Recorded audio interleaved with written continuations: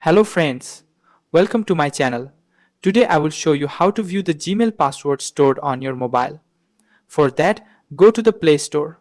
I will show how to see the Gmail password stored on your phone very easily. In just 1 minute, you can view the Gmail password on your phone. For this, select the Gmail whose password you want to see. At the top corner, you will see an icon that looks like a logo. Tap that.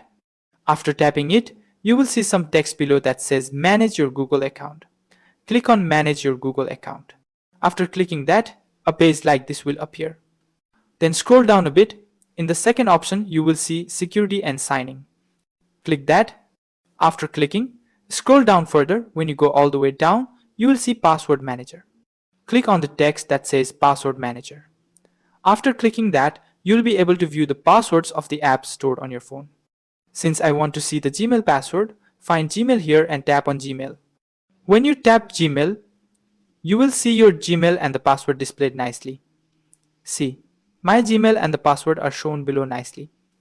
If you click the eye-shaped icon, it will show my password. However, I am not showing the password here for security reasons, friends.